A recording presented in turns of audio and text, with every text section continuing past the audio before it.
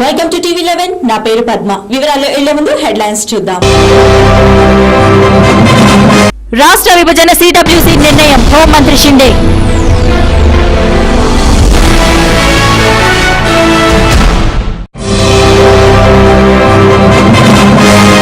రాష్ట్రంలో 2 ప్రాంతాలకు న్యాయం జరగాలని రాష్ట్రపతిని కోరిన చంద్రబాబు.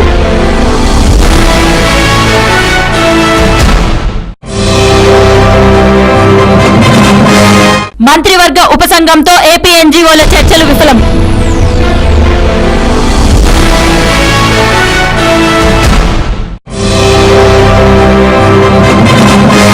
భద్రాచలం వద్ద పెరుగుతున్న గోదావరి నీటి మట్టం.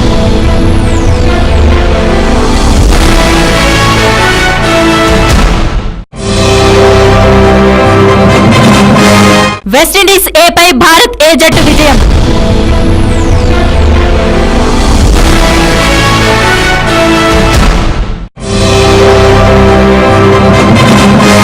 News in details.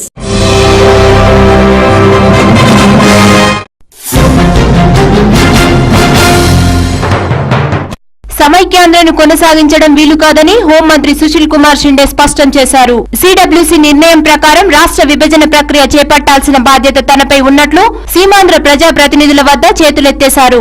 Cabinet note తయారు చేసి పంపక తప్పదు. దాంతో నా బాధ్యత అయిపోతోంది. ఆ తర్వాత అది రాష్ట్రపతి వద్దకు వెళ్తుంది. తర్వాత రాష్ట్రపతి ఇష్టం. తీర్మానం అసెంబ్లీకి వెళ్తే ఏం జరుగుతుందో అందరికీ తెలుసు. ఈ అంశం చివరకు పార్లమెంటులో తేలాల్సిందే అని వ్యాఖ్యానించినట్లు తెలిసింది.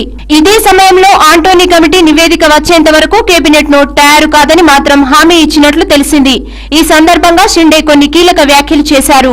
ఇప్పుడు సమైక్యాంధ్ర ఉద్యమం అని వస్తున్న మీరు ఇదివరకు ఏం చేశారని ప్రశ్నించారు. తెలంగాణ ఉద్యమం జరుగుతున్నప్పుడు మీ ప్రాంతంలో అసలు ఉద్యమాలే లేవే అని వ్యాఖ్యానించారు. ఇందుకు ఎంపీలు స్పందిస్తూ మేం కలిసి ఉండాలనుకున్నాం కాబట్టే శాంతియుతంగా ఉన్నామని చెప్పారు. సమైక్య రాష్ట్రం కోరుకుంటున్న వారంతా నిశ్శబ్దంగా ఉండాలని కాంగ్రెస్ అధిష్టానం కూడా చెప్పడం వల్లే తాము కూడా ఆందోళనకు దిగలేదని ఆయనకు వివరించారు. ఏకపక్షంగా రాష్ట్ర విభజనకు ఎలా వెళ్తారో అని ప్రశ్నించినప్పుడు మీకు తప్పకుండా న్యాయం చేస్తామని షిండే వారికి సర్ది చెప్పారు. సుశీల్ కుమార్ షిండేతో భేటీ అనంతరం కిల్లి కృపారాణి మాట్లాడుతూ గత 53 రోజులుగా సీమాంధ్ర ప్రాంతంలో జరుగుతున్న ప్రజాందోళన ప్రజల మనోభావాలను షిండేకు వివరించాం. మీ మనోభావాలను ఆంటోనీ కమిటీతో చర్చిస్తామని ఆయన హామీ ఇచ్చారని తెలిపారు.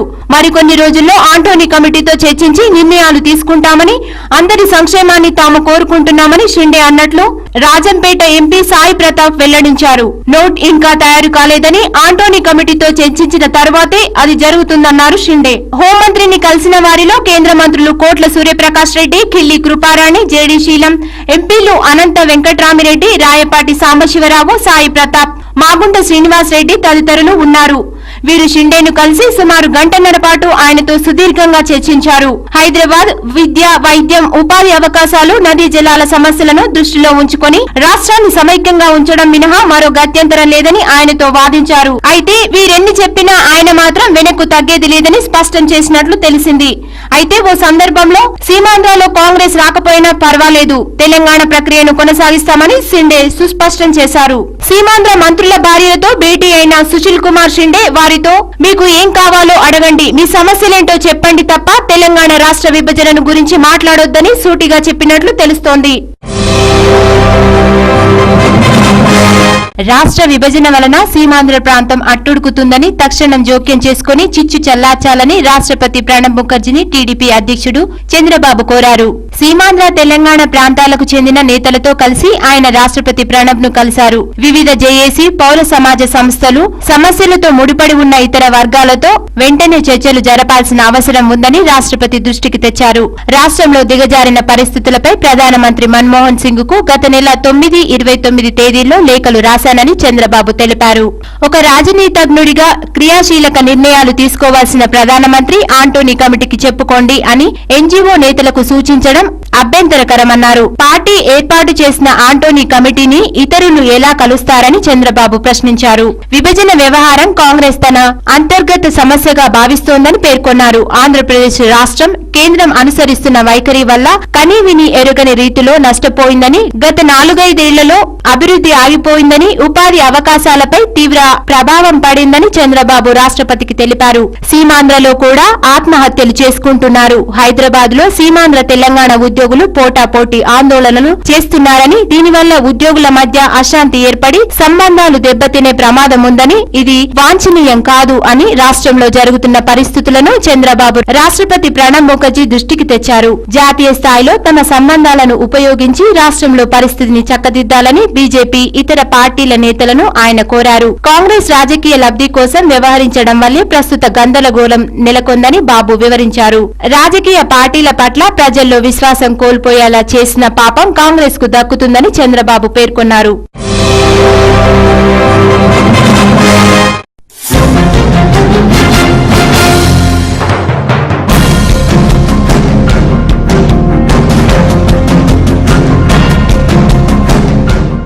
రాష్ట్రంలో 50 రోజులుగా జరుగుతున్న సమైక్య ఉద్యమాన్ని సొమ్ము చేసుకోవడంలో పూర్తిగా విఫలమయ్యామని వైఎస్ఆర్ కాంగ్రెస్ పార్టీలో అసంతృప్తి నెలకొంది. హైదరాబాద్ లోని పార్టీ కేంద్ర కార్యాలయంలో సీమాంధ్రలోని 13 జిల్లాలు, తెలంగాణలోని రంగారెడ్డి, ఖమ్మం, హైదరాబాద్ ప్రాంతాల నియోజకవర్గ కోఆర్డినేటర్ల సమావేశం జరిగింది. ఈ సందర్భంగా మాట్లాడుతూ షర్మిల సమైక్య ఉద్యమంలో అధ్యక్షుడి లక్ష్యాన్ని చేరుకోవడంలో పార్టీ పూర్తిగా విఫలమైందని, పార్టీ నియోజకవర్గ కన్వీనర్లు మీడియా ముందు హడావుడి చేయడం, తర్వాత ఇంటికెళ్లిపోవడంతో వెనుకబడ్డాయన్నారు. ఏపీ ఎన్జీఓలు ఎందుకో మనల్ని నమ్మడం లేదని, హైదరాబాద్ లో సభకు సిపిఎం, ఎంఐఎంలను ఆహ్వానించి మనల్ని కనీసం విజయవాడ సభకు కూడా పిలవకపోవడానికి కారణమేంటని నేతల్ని ప్రశ్నించారు. ఇకపై సమైక్య ఉద్యమంలో చురుగ్గా పాల్గొని పార్టీకి ప్రజల ఆదరణ తీసుకురావాలని, గాంధీ జయంతి నుంచి ఆంధ్ర రాష్ట్ర అవతరణ వరకు ప్రజల్లోకెళ్లి కార్యక్రమాలు చేపట్టాలని 10 కార్యక్రమాలతో కూడిన టైం టేబుల్ అందజేశారు. వీటిని సమర్థవంతంగా నిర్వహించిన వారికే అసెంబ్లీ, పార్లమెంటు టికెట్లలో ప్రాధాన్యం ఇస్తామని షర్మిల స్పష్టం చేశారు. తెలుగుదేశం పార్టీ తెలంగాణకు మద్దతుగా ఉన్నా కూడా సమైక్యాంధ్ర కోసం ధర్నాలు, సమావేశాలు చేపడుతున్నారు. వైఎస్ఆర్సీపీ సమైక్యాంధ్రకు మద్దతుగా నిలిచిన టీడీపీ పార్టీ నేతలు ప్రజల్లోకి వెళ్లినంత చురుగ్గా వైఎస్ఆర్సీపీ ఎందుకు ప్రజల్లోకి వెళ్లలేకపోతుందా అనే అనుమానాలు పార్టీలో అంతర్గతంగా వ్యక్తమవుతున్నాయి.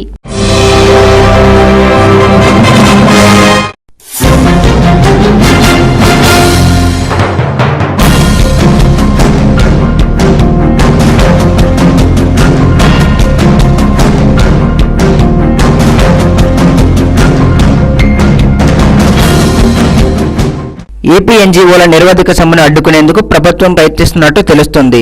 ఇందులో భాగంగా రాష్ట్ర వ్యాప్తంగా మున్సిపాలిటీలు, కార్పొరేషన్లో 6 నెలల పాటు సమ్మెలు నిషేధిస్తూ ఉత్తర్వులు జారీ చేసింది. 169 మున్సిపాలిటీలు, 19 కార్పొరేషన్లు వీటి పరిధిలోకి వస్తాయి. జీవోను ఉల్లంఘించిన ఉద్యోగులపై ఎస్మా చట్టం ప్రకారం చర్యలు తీసుకుంటామని ప్రభుత్వం స్పష్టం చేసింది. ఏపీ ఎన్జీఓలను ఎస్మా ప్రయోగిస్తాన్ జాగ్రత్త అంటూ పరోక్షంగా హెచ్చరిస్తూనే మరోపక్క సమ్మె విరమించాలంటూ రాష్ట్ర ప్రభుత్వం చర్చలకు పిలిచింది. సమస్యలను పరిష్కరించేందుకు తాము సిద్ధమే అని ప్రభుత్వం తెలిపింది. నేడు ఉదయం మంత్రివర్గ ఉపసంఘంలో ఏపీ ఎన్జీఓస్ జరిగిన చర్చలు విఫలమయ్యాయి. సమ్మె విరమించమని ఉపసంఘం ఏపీ ఎన్జీఓస్ ను కోరింది. రాష్ట్ర విభజన ఆపేస్తామని హామీ ఇచ్చేంత వరకు సమ్మె విరమించేది లేదని కుండబద్దలు కొట్టినట్టు చెప్పారు. అయితే సీమాంధ్ర ఉద్యోగులు మాత్రం సమైక్య ఉద్యమాన్ని మరింత ఉధృతం చేసేందుకు నిర్ణయించుకున్నారు. ఈ నెల 24న 13 జిల్లాల్లో రహదారులు దిగ్బంధించాలని నిర్ణయించారు. ఈ నెల 23 నుంచి 30 వరకు వారం రోజుల పాటు విద్యా సంస్థల బంద్ పాటిస్తామన్నారు. 27, 28న కేంద్ర ప్రభుత్వాల సంస్థలు, బ్యాంకుల ముందు నిరసనలు చేస్తామన్నారు. త్వరలోనే హైదరాబాద్ లో సద్భావన సదస్సు నిర్వహిస్తామన్నారు. ఆర్టీసీ ఉద్యోగుల డిమాండ్లను ప్రభుత్వం ముందు ఉంచుతామని పేర్కొన్నారు.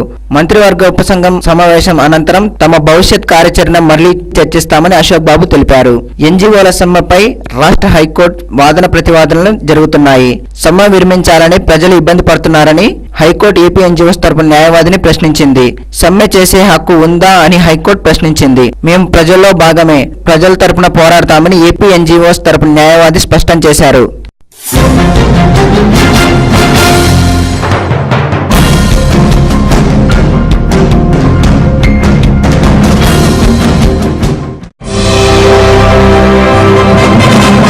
ఇప్పుడు వార్తల్లో చిన్న విరామం. చూస్తూనే ఉండండి టీవీ11. మాంసాహారులకు శుభవార్త. అన్ని రకాల తాజా చేపలు, రొయ్యలు మరియు పీతలు దొరుకు ఏకైక స్థలం డకన్ ఫిష్ ల్యాండ్స్. హోల్సేల్ మరియు రీటైల్ అమ్మకాలతో మీకోసం సిద్ధంగా ఉంది Deccan fish land. My address shop number 5 opposite Yellamma temple, Balkampet road, Hyderabad. వివరాలకై సంప్రదించండి 0403000778. మీ పాత కార్లను అమ్మాలన్నా కొనాలన్నా లేదా ఎక్స్చేంజ్ చేయాలన్నా సంప్రదించండి Shri Balaji cars consultancy.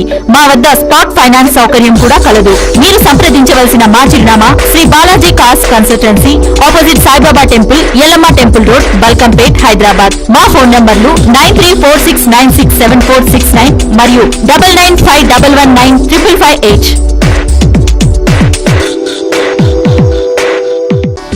Mohan's Motors since 1987. To buy, sell, exchange, park and sell, visit Mohan's Motors. Insurance and finance available.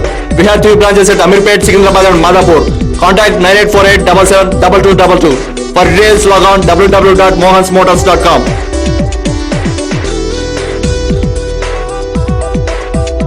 ఎర్రగడ్డ ప్రజలకు శుభవార్త. ఫోన్ కొట్టండి, ఆర్వీఆర్ కేబుల్ కనెక్షన్ పొందండి. ఎర్రగడ్డ, నేతాజీ నగర్, బి శంకర్లాల్ నగర్, సుల్తాన్ నగర్ ప్రాంతాల్లోని ప్రజలు తెలుగు, హిందీ, ఇంగ్లీష్ తో పాటు అన్ని భాషల టెలివిజన్ ఛానల్స్ కొరకు వెంటనే సంప్రదించండి ఆర్వీఆర్ కేబుల్ నెట్వర్క్. ఇప్పుడు ఆర్వీఆర్ కేబుల్ నెట్వర్క్ వస్తుంది మీ ముంగిట్లోకి నిమిషాల్లో. వివరాలకై సంప్రదించండి 9848330271.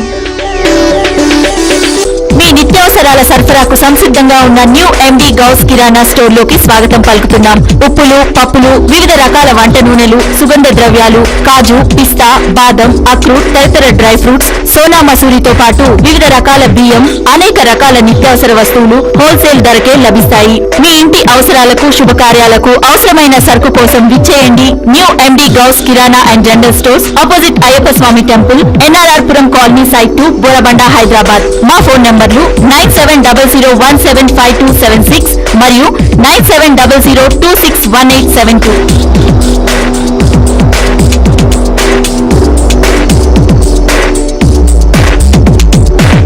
సుల్తాన్ నగర్, ఎర్రగడ్డ, బోరబండ పరిసర ప్రాంతాల వారికి శుభవార్త.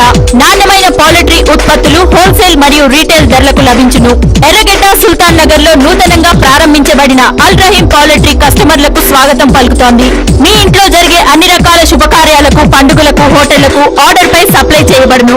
మీరు సంప్రదించవలసిన మా చిరునామా ఆపోజిట్ మస్జిదే మహమ్మదియా, సుల్తాన్ నగర్, ఎర్రగడ్డ, హైదరాబాద్. మా ఫోన్ నంబర్లు 9849084093 మరియు 9390865754 మరియు 04023835754.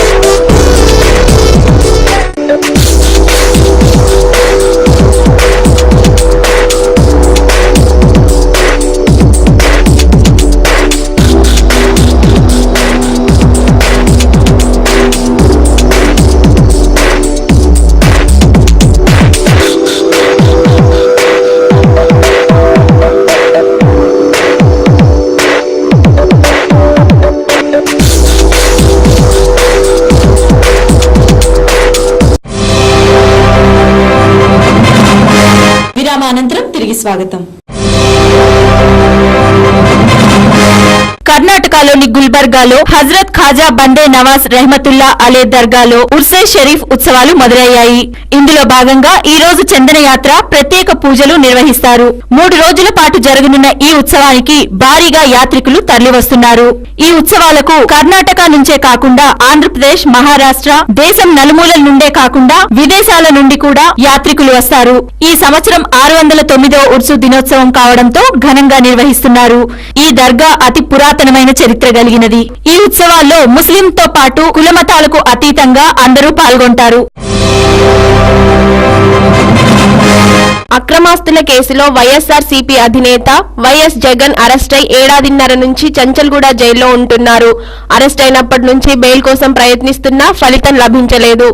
అయితే జగన్ బెయిల్ విషయంలో మరో తాజా వార్త హల్చల్ చేస్తోంది. జగన్ బెయిల్ కు కాంగ్రెస్ గ్రీన్ సిగ్నల్ ఇచ్చినట్లు ఢిల్లీ వర్గాల నుంచి అందుతున్న తాజా సమాచారం. లేటెస్ట్ గా కేంద్ర హోంశాఖ మంత్రి షిండేను కలిసి వారితో ఏపీలో జగన్, కేసీఆర్ పార్టీల విషయంలో కాంగ్రెస్ కు ప్రత్యేక ప్రణాళిక ఉందని, అంటే జగన్ విషయంలో కాంగ్రెస్ డీల్ ఓకే అయినట్టే కానీ పిటిషన్ వేయగానే ప్రొటెస్ట్ చేయకుంటే బీజేపీ, టీడీపీల నుంచి విమర్శలు వెల్లువెత్తుతాయన్నారు. జగన్ బెయిల్ కు దరఖాస్తు చేసుకోక ముందు నుంచే ఆయనతో సోనియా డీల్ కుదుర్చుకున్నారు. తీసుకున్నట్లు ఆరోపణలు వస్తున్నందున ఏపీలో రాజకీయంగా నష్టపోవద్దన్న ఉద్దేశంతో కొంచెం డిలే యాక్షన్ సీన్ నడుస్తుందన్నారు. ఇంతకు ముందే కేంద్రం ఈడీ అధికారులను కూడా పిలిపించుకొని జగన్ కేసుల పరిస్థితి ఏంటి, మనీ లాండరింగ్ వ్యవహారం ఎప్పుడు పూర్తవుతుంది, ఆయనతో అవసరం ఉందా లేదా అనే విషయాలపై విచారించారట. జగన్ కేసులో కేవలం సండూర్ పవర్ మనీ లాండరింగ్ కు సంబంధించి మాత్రమే కాంగ్రెస్ షీట్లు, ఛార్జ్ షీట్లు పెండింగ్ లో ఉన్నాయని, అవి ఇప్పట్లో అయ్యే అవకాశాలు లేవని విచారణాధికారులు చెప్పడంతో జగన్ బెయిల్ కు కాంగ్రెస్ గ్రీన్ సిగ్నల్ ఇచ్చిందని రాజకీయ నాయకులు అంటున్నారు. అంతేకాక కాంగ్రెస్ సూచన మేరకు జగన్ తెలంగాణ పూర్తిగా వదిలి సీమాంధ్రకు పరిమితమైన విషయాన్ని కాంగ్రెస్, టీఆర్ఎస్ లు పాజిటివ్ గా తీసుకుంటున్నారనే వార్తలు వినిపిస్తున్నాయి. దీన్ని బట్టి చూస్తే ఈసారి జగన్ కు బెయిల్ వచ్చే సూచనలే ఎక్కువగా కనిపిస్తున్నాయని రాజకీయ విశ్లేషకుల సమాచారం.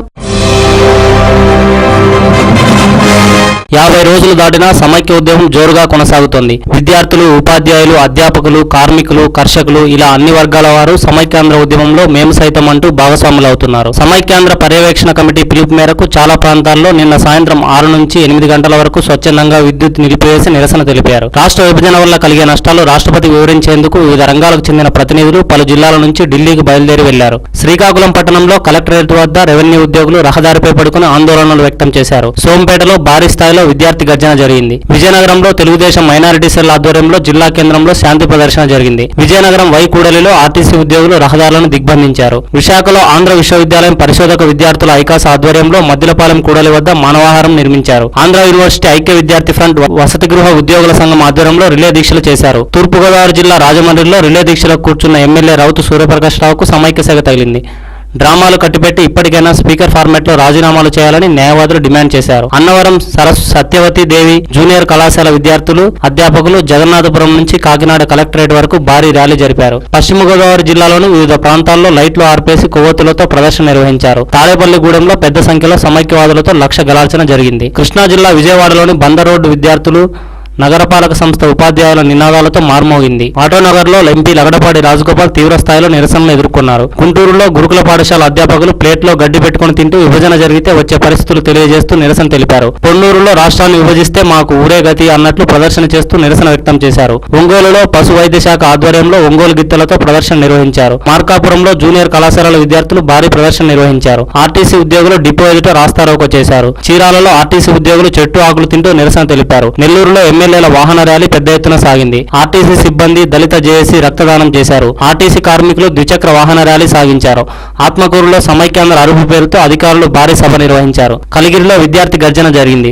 సుల్లూరుపేట, నాయుడుపేట, గూడూరులో విద్యార్థులు పెద్ద ఎత్తున నిరసన తెలిపారు. కడపలోని 7 రోడ్ల కూడలిలో వృత్తి విద్యా కళాశాలల విద్యార్థులు భిక్షాటన చేశారు. పులివెందులలో బిందెలతో విద్యార్థులు ప్రదర్శన చేశారు. రైల్వే కోడూరు పట్టణంలో కోడూరు గర్జన నిర్వహించారు. రాజంపేటలో సమైక్యవాదులు గుండు గుయించుకుని నిరసన వ్యక్తం చేశారు. అనంతపురం జిల్లాలో ప్రైవేటు పాఠశాలల విద్యార్థులు, యాజమాన్యాలు, నీటిపారుదల శాఖ సిబ్బంది, ఆర్టీసీ ఉద్యోగులు భారీ ప్రదర్శన నిర్వహించారు. కుల సంఘాల ఆధ్వర్యంలో జిల్లా వ్యాప్తంగా నిరసన ప్రదర్శనలు జరిగాయి. చిత్తూరు సహా తిరుపతి ప్రజలు గర్జించారు. తెలుగు జాతి వైశిష్టాన్ని కళ్లకు కట్టేలా కార్యక్రమాలు నిర్వహించారు. చిత్తూరులో అశేష జనవాహిని నడుమ చిత్తూరు జనగర్జన హోరెత్తింది. తిరుపతిలో ఉద్యోగులు, ఉపాధ్యాయులు మహా సుదర్శన యాగాన్ని నిర్వహించారు. పీలేరు నుంచి మదనపల్లి వరకు 58 కిలోమీటర్ల మేర భారీగా మానవహారాన్ని ఏర్పాటు చేశారు. కర్నూలు జిల్లా ఆత్మకూరులో నల్లమల సమైక్యాంధ్ర ఉద్యమ గర్జన జరిగింది. కర్నూలులో ప్రైవేటు విద్యా సంస్థలు బస్సులతో ర్యాలీ నిర్వహించగా గంగపుత్రులు చేపలు, వలలు పట్టుకుని ర్యాలీ చేసి నిరసన తెలిపారు. డోన్లో వాల్మీకుల సమైక్య శంఖారావం జరిగింది.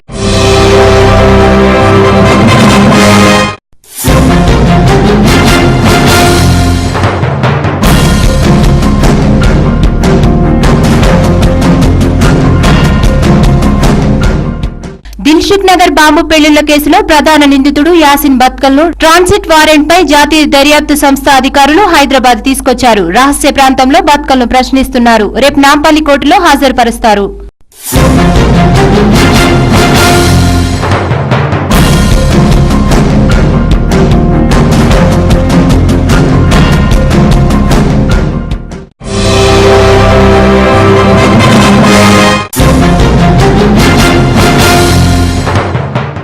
రాష్ట్రం నుంచి హజ్ యాత్రికుల ప్రయాణం సెప్టెంబర్ 25 నుంచి ప్రారంభమవుతుందని ఏపీ రాష్ట్రం హజ్ కమిటీ ప్రత్యేక అధికారి ప్రొఫెసర్ ఎస్ఏ షుకూర్, కార్యనిర్వహణాధికారి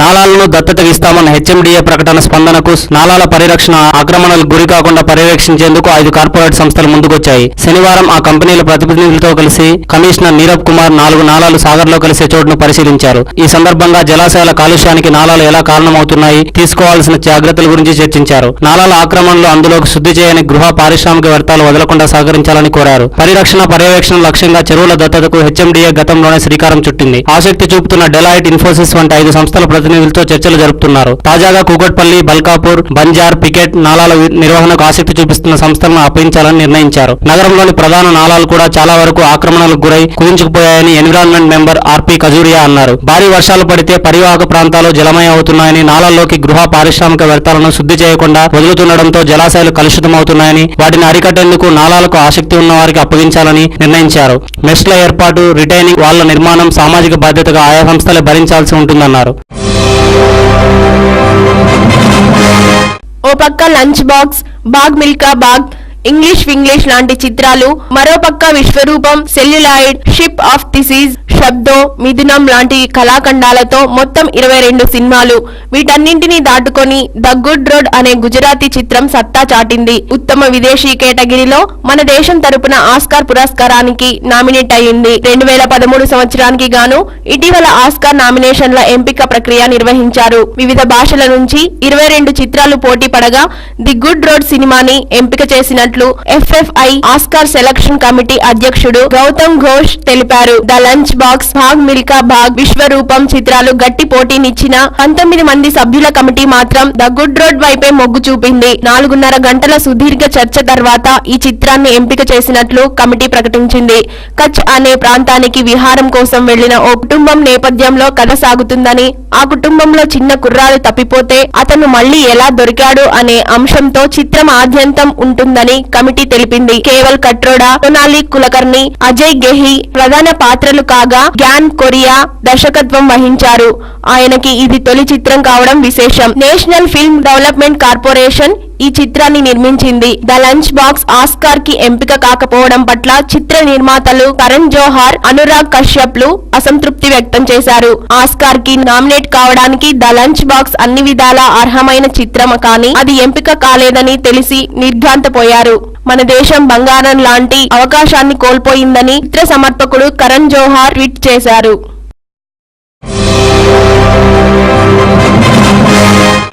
ఆసియా కప్ మహిళల హాకీ టోర్నమెంట్లో భారత్ జట్టు శుభారంభం చేసింది. పూల్ ఏలో శనివారం ఏకపక్షంగా సాగిన మ్యాచ్లో భారత్ 13-0 తేడాతో హాంకాంగ్ ను చిత్తు చేసింది. స్టార్ ఫార్వర్డ్ రాణి డబుల్ హ్యాట్రిక్ నమోదు చేయడంతో పాటు మొత్తం 8 గోల్స్ సాధించగా వందనా కతారియా 3 గోల్స్, పూనం రాణి, జోలక్ దీప్ కౌర్ చెరో గోల్స్ చేశారు. మ్యాచ్ ఆరంభం నుంచి హాంకాంగ్ పై విరుచుకుపడిన భారత్ కేవలం 5 నిమిషాల వ్యవధిలో 3 గోల్స్ నమోదు చేసింది. భారత్ క్రీడాకారుల విజృంభణకు హాంకాంగ్ నుంచి ఎలాంటి ప్రతిఘటన ఎదురుకాలేదు. ఆద్యంతం ఆధిపత్యాన్ని కొనసాగించిన భారత్ ఈ టోర్నమెంట్ లో అద్భుత ప్రతిభను కనబరచడం ద్వారా వచ్చే ఏడాది మే 31 నుంచి జూన్ 14వ తేదీ వరకు నెదర్లాండ్స్ లో జరిగే ప్రపంచ ఛాంపియన్షిప్ పోటీలకు అర్హత సాధించడమే లక్ష్యంగా ఎంచుకుంది. ఈ దిశగా తొలి అడుగు వేసింది. ఆదివారం చైనాతో మరో పోరుకు సిద్ధమవుతుంది. పురుషుల విభాగంలో జరిగిన ఆసియా కప్ లో రాణించిన భారత్ ప్రపంచ కప్ ఛాంపియన్షిప్ పోటీలకు అర్హత సాధించిన విషయం తెలిసిందే. మహిళల విభాగంలోనూ భారత్ ఈ అర్హత సాధించాలని అభిమానులు ఆశిస్తున్నారు.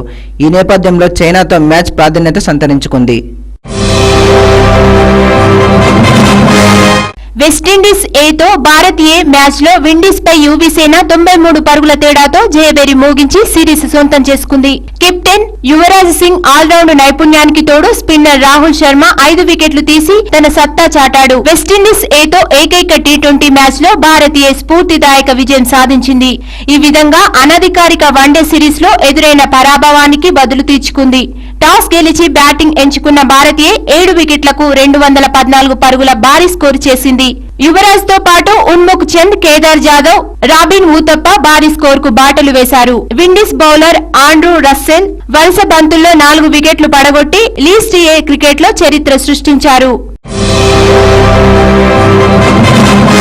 భారీగా వచ్చి చేరుతున్న వరద నీటితో భద్రాచలం వద్ద గోదావరిలో నీటి మట్టం పెరుగుతూ వస్తోంది. ఈ సాయంత్రం ఇక్కడ నీటి మట్టం 26 అడుగులకు చేరుకోగా సోమవారానికి ఇది 30 అడుగులకు చేరవచ్చని పరిస్థితిని సమీక్షించిన కేంద్ర జలసంఘం అధికారులు పేర్కొన్నారు. గోదావరి ఎగువన ఉన్న శ్రీరామ్ సాగర్ ప్రాజెక్టు నుంచి నీటి విడుదల, పొరుగున ఉన్న ఛత్తీస్గఢ్ రాష్ట్రంలో కురిసిన భారీ వర్షాల వల్ల వస్తున్న వరద నీరు గోదావరిలో చేరి నీటి మట్టం పెరుగుదలకు దారితీసింది. మరోపక్క చెర్ల దగ్గరున్న తాలింపేరు ప్రాజెక్టు సామర్థ్యానికి మించి వరద నీరు రావడంతో 12 గేట్లు ఎత్తివేసి 40,000 క్యూసెక్కుల నీటిని గోదావరి నదిలోకి వదులుతున్నారు. వాజేడు మండలం చీకుపల్లి వాగ్ కాజువేపైకి నీరు చేరడంతో సుమారు 25 గ్రామాలకు ఉదయం నుంచి రాకపోకలు నిలిచిపోయాయి. భద్రాచలం పాల్వంచ మధ్యనున్న కిన్నెరసాని ప్రాజెక్టులో కూడా సామర్థ్యానికి మించి నీరు రావడంతో 3 గేట్లు ఎత్తివేసి 9,000 క్యూసెక్కుల నీరు గోదావరిలోకి వదులుతున్నారు. గోదావరికి వరద నీరు పెరుగుతుండటంతో అధికారులు అప్రమత్తంగా ఉండాలని భద్రాచలం సబ్ కలెక్టర్ నారాయణ భరత్ గుప్తా ఆదేశించారు. రాగల 24 గంటల్లో రాష్ట్రంలో పలుచోట్ల వానలు కురిసే అవకాశం ఉన్నట్లు విశాఖలోని తుఫాను హెచ్చరికల కేంద్రం తెలిపింది. విదర్భ నుంచి దక్షిణ తమిళనాడు వరకు కోస్తాంధ్ర మీదుగా కదులుతున్న అల్పపీడన ద్రోణి బలపడింది. రాష్ట్రంలో నైరుతి రుతుపవనాలు చురుగ్గా కదులుతున్నాయి. వీటి ప్రభావం వల్ల రాష్ట్ర వ్యాప్తంగా పలుచోట్ల వానలు కురిసే అవకాశం ఉన్నట్లు అధికారులు తెలిపారు.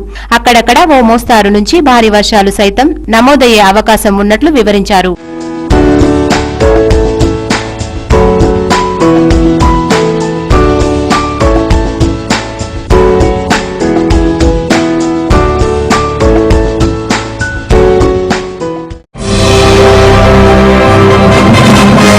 ఈ రోజు వార్తలు. మరిన్ని అప్డేట్స్ కోసం చూస్తూనే ఉండండి TV11. ప్రపంచంలోని ఏ మూల నుండైనా లాగౌట్ అవ్వండి www.tv11live.com మరియు యూట్యూబ్ లో TV11 Hyderabad news. This is Padma signing up.